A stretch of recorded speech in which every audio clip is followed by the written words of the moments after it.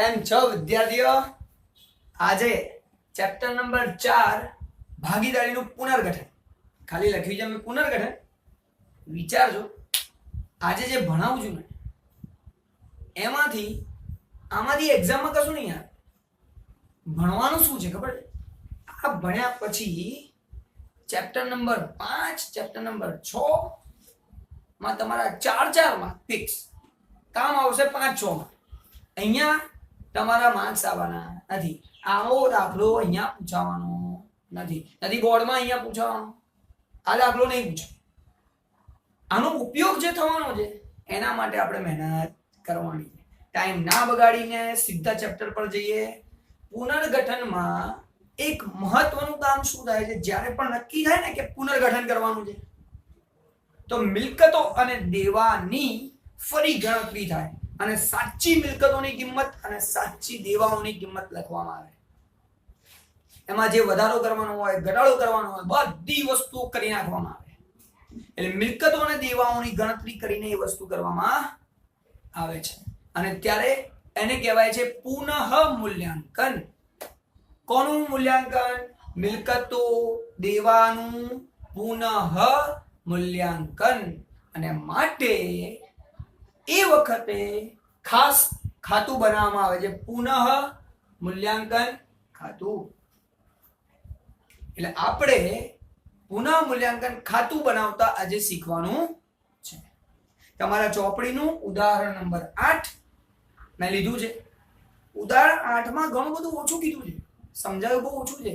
ક્વેશ્ચનમાં કીધું છે આટલું જ કરો એમ, પણ આપણે ઘણું બધું કરવાનું સમજવા માટે.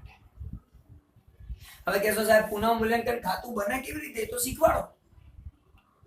એકદમ સહેલું છે. તમે ખુશ થઈ ગયા તો જમા કરો, દુઃખી થઈ ગયા ઉધાર કરો. આટલો નિયમ આવડે એટલે પુનઃ મૂલ્યાંકન ખાતું આવડે, બધું આવડે. સાહેબ સીધું કોણ હું વાતો કરો?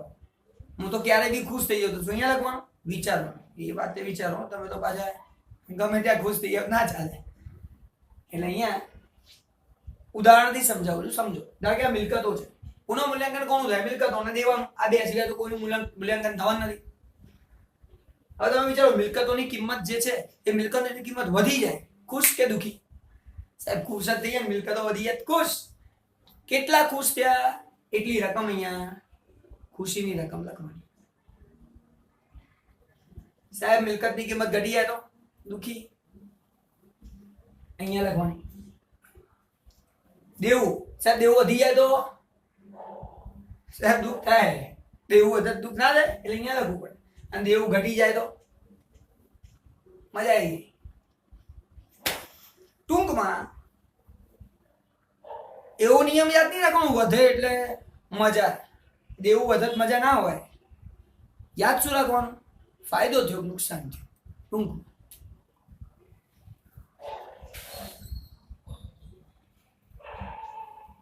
બરોબર ને? અને અહીંયા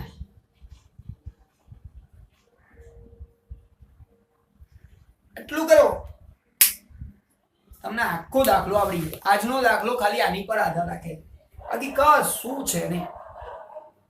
જોઈએ હું દાખલો વાંચું છું, મહત્વની વસ્તુઓ વાંચું છું અને લખતો છું. હરીશ, ધ્રુવીલ અને મનોજ 3-2-1 ના પ્રમાણમાં નફો નુકસાન વહેંચતા ભાગીદારો છે. તો સાહેબ 3-2-1 વાંચો ને જેવું, અને જૂનું પ્રમાણે દેખાય ને આટલા પ્રમાણમાં નફો નુકસાન વહેંચતા ભાગીદારો છે લખી નાખો. ભાગીદારોનું મૂડી ખાતું આપણે બનાવવાનું. ફરી સમજો, અહીંયા ખાલી આટલું જ કીધું છે, પણ આપણે પુનઃ મૂલ્યાંકન ખાતું, ભાગીદારોનું મૂડી ખાતું, રોકડ અથવા બેંક જે આપ્યું એ ખાતું, અને નવું પાકું સરવૈયું. કારણ કે જૂનું પાકું સરવૈયું તો તમને આપેલું છે. એમાં હવાલા પ્રમાણે ફેરફાર કરવાના અને ફેરફાર કરીને પાછું લખવાનું. એટલે તમારું કામ અત્યારે રહેશે આ કરવાનું. તો આ બધું બનાવવાનું છે. એટલે ભાગીદારોના મૂડી ખાતામાં હરીશ, ધ્રુવીલ અને મનોજ ત્રણેયના નામ લખી નાખ્યા. ઉધાર અને જમા બંને બાજુ. અને પ્રમાણ છે 3-2-1 જૂનું જ લખવાનું. હવે એમણે નવું પ્રમાણ નક્કી કર્યું છે અને એ નવું પ્રમાણ છે 1-3-2. હવે વાત કરું છું પહેલા હવાલાની. તમને ઉપર આપેલું છે, હવાલાઓની ઉપર આપેલું છે પાક્કું સરવૈયું. હું પાકા સરવૈયામાં નથી વાંચતો, નીચે હવાલા નંબર 1 વાંચું છું. લખ્યું છે જમીનની કિંમત 3,50,000 સુધી વધારવી. જમીનની કિંમત 3,50,000 સુધી વધારવી. તો અહીંયા જમીન તમને પાકા સરવૈયામાં આપેલી છે 3 લાખ રૂપિયા. તો અહીંયા હું જમીન લખી નાખું. પહેલા જમીન 3 લાખ રૂપિયા. હવે આની કિંમત 3,50,000 રૂપિયા સુધી વધારવી, એટલે કે 3,50,000 કરવી. સાહેબ એનો મતલબ કે 50,000 વધારવાની વત્તા વધારો 50,000 રૂપિયા, અને બહાર રકમ લખાશે 3,50,000 રૂપિયા. હવે વિચારજો સાહેબ, મિલકત વધી, ફાયદો, મજા આવી ગઈ, મજા આવી ગઈ. જમા કરો લખો અહીંયા જમીન ખાતે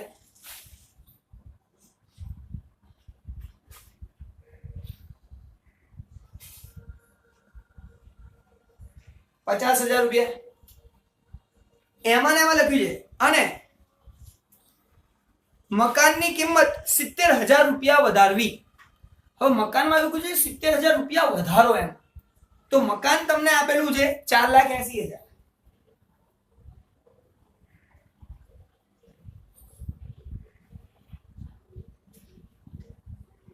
મકાન 4,80,000 આપેલું છે અને એમાં 70,000 રૂપિયા વધારવાના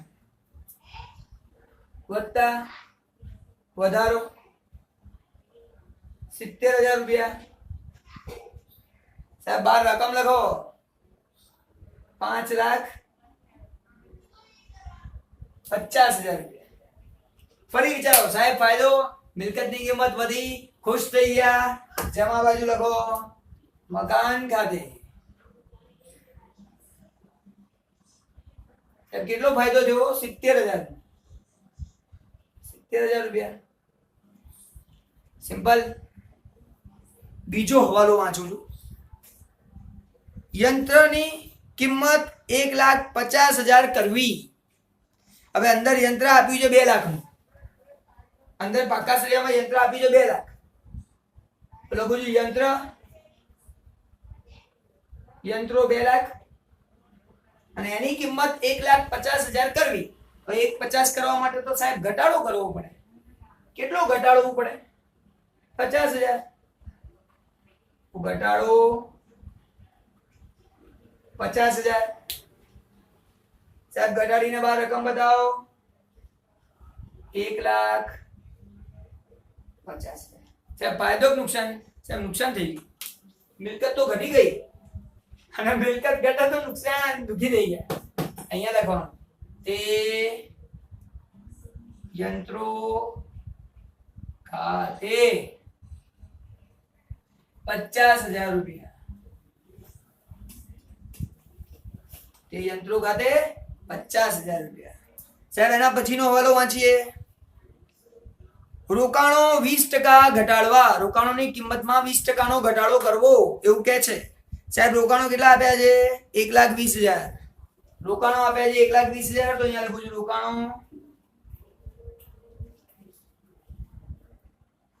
1,20,000 રૂપિયા. અને રોકાણોની કિંમત બી ઘટાડવાની છે. સાહેબ 20% ઘટાડો કરો, ઓછા ઘટાડો, અને 20% કરશો એટલે 24,000 જવાબ આવશે. અને 24,000 ઘટાડીએ 96,000.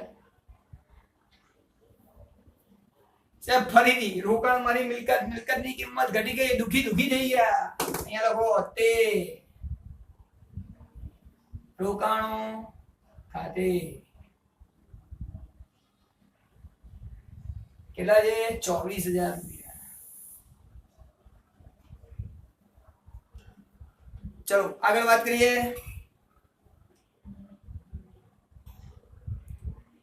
દેવાદારો પર 10% ગાલખાત અનામત અને 10% 5% વટાવ અનામતની જોગવાઈ કરો. દેવાદાર પર 10% ગાલખાત અનામત અને 5% વટાવ અનામતની જોગવાઈ કરવાનું કહે છે. તો સાહેબ દેવાદારો પહેલા લખો 80,000 રૂપિયા. તો પહેલા દેવાદારો લખીશ 80,000. આની ઉપર તમને કહે છે 10% ગાલખાત અનામત. સાહેબ ગાલખાત અનામત 10% એટલે 80,000 ના 10% 8,000 રૂપિયા. બાદ કરીને રકમ લખો 72,000 રૂપિયા. પછી સાહેબ વટાવ અનામત 5% કહે છે 360 રૂપિયા.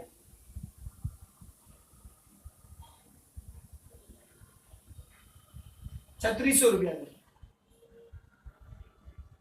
₹3600 એ આપણું થશે વટાવ અનામત. અને બાદ કરીને બાર રકમ લખવાની આવશે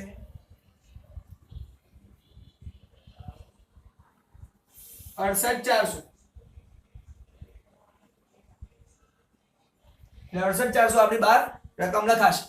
હવે સમજો સાહેબ દેવાદારો ઘટ્યા, મારે પૈસા લેવાના હતા, ચલો 8,000 ઘટ્યા, 3600 ઘટ્યા, નુકસાન થઈ ગયું. નુકસાન થયું તો લખવાનું અહીંયા દુખી થઈ ગયા તો તે ગાલખાત અનામત ખાતે, તે વટાવ અનામત ખાતે. ગાલખાત અનામત 8,000, વટાવ અનામત 3600. દુખી તમે વિચારો કેટલું સહેલું છે પુનઃ મૂલ્યાંકન ખાતું. ખબર જ પડી જાય શું થવાનું છે, એકદમ સહેલું છે. આગળ વાંચો સાહેબ. ચૂકવવાનો બાકી ખર્ચો 2,000 નોંધવાનું બાકી છે. એની પહેલા એક હજી હવાલો આપ્યો છે 50% આખર સ્ટોકની કિંમત 10% ઓછી છે. 50% આખર સ્ટોકની કિંમત 10% ઓછી છે. 5 નંબરનો હવાલો.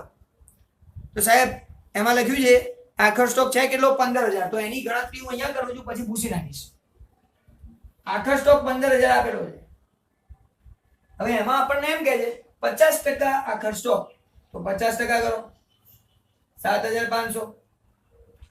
આની કિંમત 10% ઓછી છે તો આના 10% કરો સાહેબ 750 રૂપિયા ઓછા છે. હવે તમે વિચારો 750 ઓછા છે, આપણને એટલી ખબર પડી આખા સ્ટોકમાં 750 નો સ્ટોક ઓછો છે, બાકી બધું કઈ લેવા દેવા નહીં. તો અહીંયા આખર સ્ટોક લખું 15,000.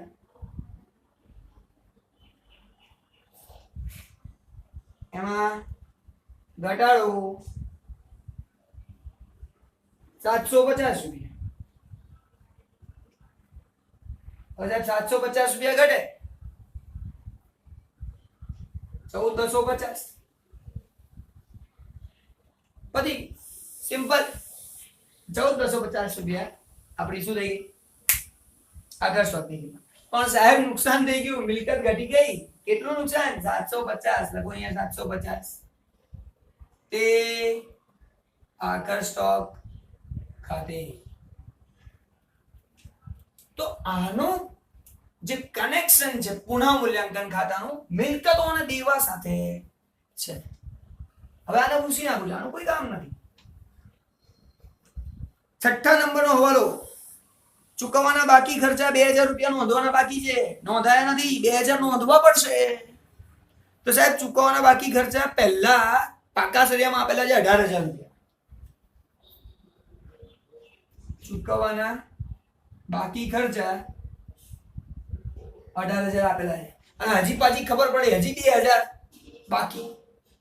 માથાનો દુખાવો હજી દેવા વધતા વધારો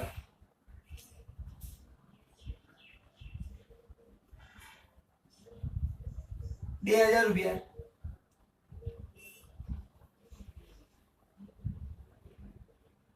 સાહેબ 20,000 રૂપિયા થયા. પહેલા 18,000 હતા, 20 થઈ ગયા, વધી ગયા, દેવું વધે એટલે નુકસાન. દુખી થઈ ગયા. અહીંયા દુખીમાં અહીંયા તે ચૂકવાના બાકી ખર્ચા 2000. હવે હવાલો વાંચીએ હજી. છેલ્લો હવાલો, અગાઉથી ચૂકવેલું ભાડું 3000 રૂપિયા નોંધવાનું બાકી છે. સાહેબ અગાઉથી ચૂકવી દીધું છે તો ફાયદામાં છે. અગાઉથી ચૂકવેલ આપણે મિલકત, અગાઉથી ચૂકવેલ ભાડું 3000 રૂપિયા લખી નાખ્યું. ફાયદો થઈ ગયો. હાસ, હવે આટલા નહીં ચૂકવવા પડે. ફાયદો અહીંયા લખી નાખો. અગાઉથી ચૂકવેલ ભાડા ખાતે. તમારે આખું નામ લખવાનું છે. અહીંયા હું ટૂંકમાં લખું છું એવું નહીં લખવાનું. 3000 રૂપિયા.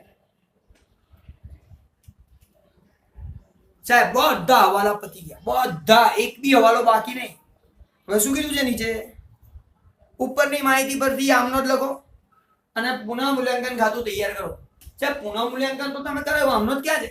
શાંતિ આવી જશે એકદમ જોરદાર. અત્યારે મેં શું કીધું છે એ નથી કરતા, જે જરૂર છે એ ભણીએ છીએ. આખું એકદમ ક્લિયર. બધું પતી ગયું સાહેબ, બધું પતી ગયું. હવે શેની વાત કરીએ? પાકા સળિયામાં કઈ આઈટમો રહી ગઈ એ આઈટમને શોધી લખવા જ્યાં આવતી હોય ત્યાં. જોઈએ, હું પહેલા મિલકતો બાજુ વાંચું છું. સાહેબ જમીન આવી ગયું, મકાન આવી ગયું, યંત્રો આવી ગયું, રોકાણો આવી ગયું, દેવાદારો આવી ગયું, લેણી ઊંડી સાહેબ નથી આવું. લેણી ઊંડી બાકી તો લખો, ભૂલવાનું નહીં. લેણી ઊંડી 20000 આપેલી છે, લખી નાખો અહીંયા. લેણી ઊંડી 20000.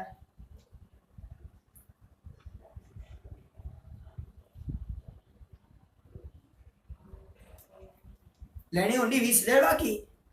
પછી બેંક અને રોકડ શિલ્લક. સાહેબ બેંક અને રોકડ તમે ખાતું બનાવ્યું છે, જેનું ખાતું બનાવ્યું એને ખાતામાં લઈ જવાનું.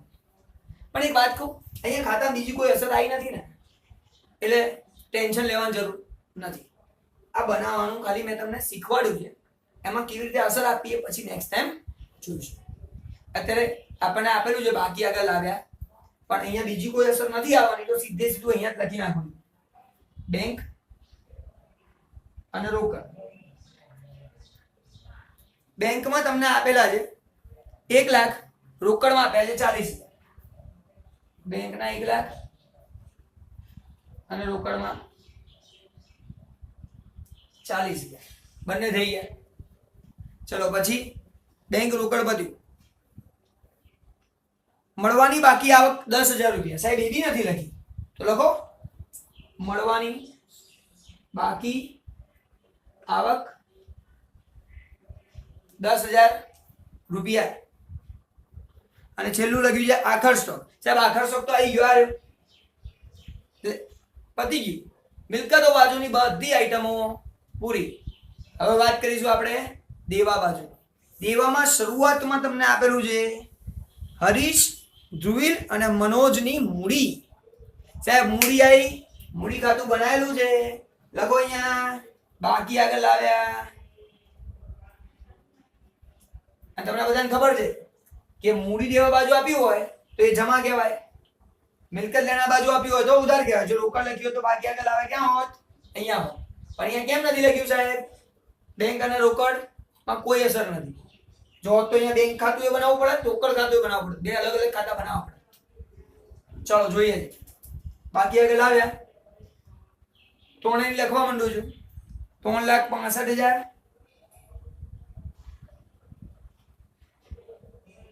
3 લાખ અને 1 લાખ. 3,65,000, 3 લાખ અને 1 લાખ એ તમને આપેલું છે, જે મેં અહીંયા લખી નાખ્યું. ચલો બીજું, બેંક લોન. બેંક લોન દેવું છે, અહીંયા જ લખવાની. તો બેંક લોન અને લોન તમને આપેલી છે 4,50,000 રૂપિયા. તો લખવાના છે 4,50,000 રૂપિયા. પછી આપેલું છે લેણદારો. સાહેબ લેણદારો બી લખો. તો લેણદારો આપેલા છે તમને 1,00,000 રૂપિયા. લખો 1,00,000 રૂપિયા. પછી દેવી હુંડી 32,000 રૂપિયા. દેવી હુંડી 32,000 રૂપિયા. ચૂકવવાના બાકી ખર્ચા સાહેબ લખાઈ ગયું 18,000.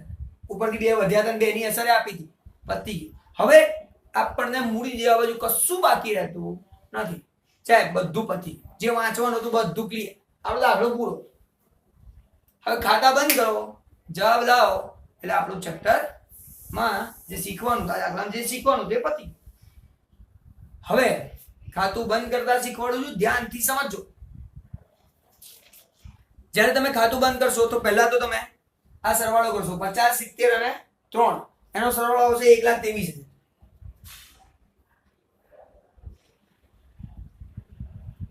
અહીંનો સરવાળો કરશો તો 1,23 થી ઓછો આવશે. એટલે આપણે છે ને અહીંયા 1,23 લખી જ નાખીએ. એટલે 1,23 માંથી આ બધું બાદ કરવાનું છે. એટલે 50 બાદ કરવાનું છે, 24 બાદ કરવાનું છે, 8, 36, 750 અને 2,000 બાદ કરો એટલે જે તમને જવાબ મળશે એ મળશે 34,650. એટલે અહીંયા લખવાનું 34,650. સાહેબ આજે બાકી એને શું કહેવાય? પુનઃ મૂલ્યાંકનનો નફો. જો આ બાજુ બાકી આવે તો પુનઃ મૂલ્યાંકનની ખોટ. તો સાહેબ આ પુનઃ મૂલ્યાંકનનો નફો છે, આ બાજુ બાકી આવ્યો તો પુનઃ મૂલ્યાંકનની ખોટ હોત. હવે આ જે નફો આવ્યો એ આ ત્રણેયને વહેંચી દેવાનો. સાહેબ કેવી રીતે વહેંચવાનો? 3, 2, 1 ના પ્રમાણમાં. તો ત્રણેયના નામ લખીશું. હરીશના મૂડી ખાતે હું અહીંયા ટૂંકમાં લખું છું ધ્રુવ, મનોજ. ત્રણેયની રકમ 3, 2, 1 માં કેવી રીતે વહેંચવું હોય તમે બધા હોશિયાર થઈ ગયા છો વહેંચવામાં. એટલે હું કહેતો નથી. 17,325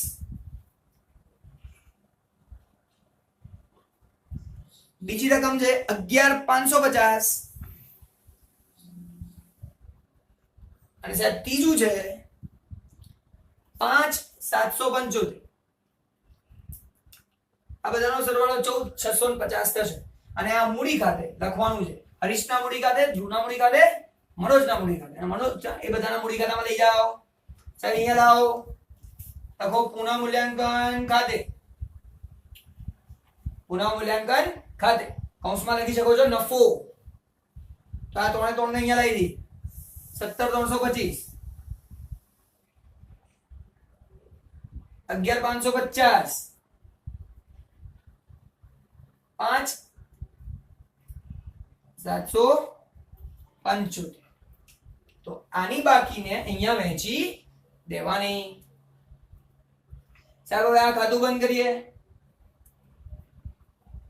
તો આ ખાતામાં આનો સરવાળો કરીશું તો આપણને જવાબ મળશે 38, 23, 25. સાહેબ આનો સરવાળો કરીએ 3, 11, 550. આનો સરવાળો કરીએ 10, 5, 7, 7 અને 5. 10, 0, 5, 7, 7, 5. સાહેબ આનો સરવાળો કરો. અહીં તો કશું બાદ કરવા માટે છે જ નહીં. સાહેબ આની યાદ બાકી આવે ને અહીંયા, આની આ રકમ અહીંયા લખાય અને બાકી આગળ લઈ ગયા. સાહેબ એ રકમ પણ આટલી જ કહેવાશે. 38, 23, 25.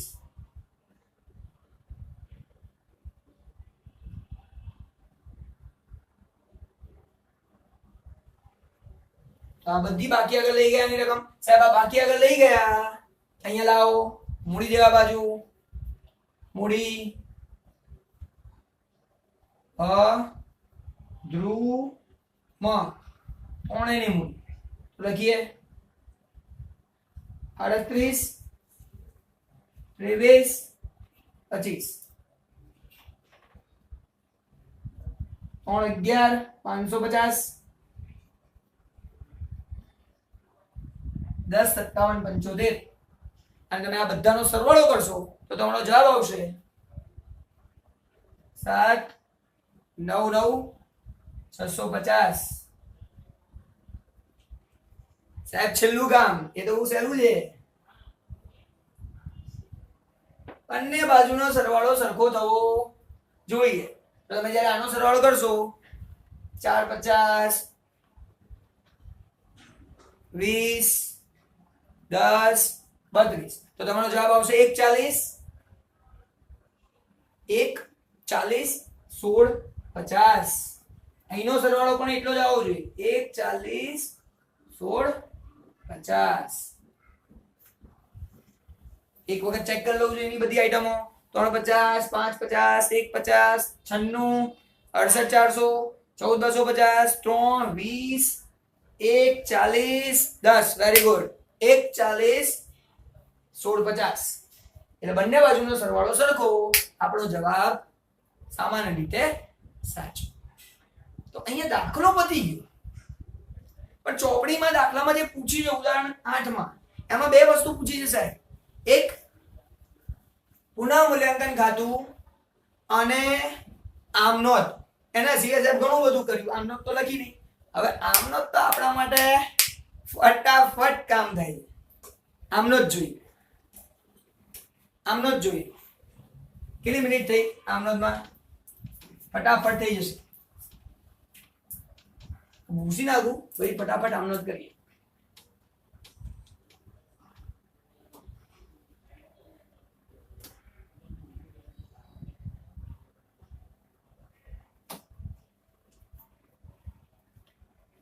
હવે છોકરાઓ આમનોંધ માટે બહુ જ ધ્યાનથી સમજજો પહેલા હું પાડું છું ખાના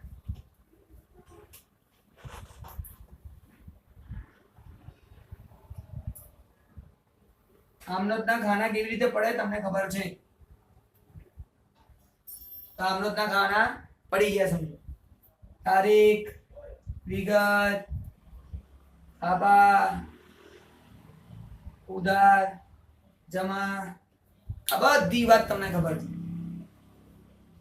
હવે આમનોંધ કોના પરથી લખવાની ખબર છે પુનઃ મૂલ્યાંકન ખાતા પરથી આમનોંધ બનાવી દેવાની ફટાફટ અને જે લોકો મારી જોડે ભણેલા છે એ લોકોને તો મેથડ ખબર જ છે કોઈ કહેવાની જરૂર નથી સમજો ધ્યાનથી સાહેબ પુનઃ મૂલ્યાંકન ખાતે ઉધાર તે આ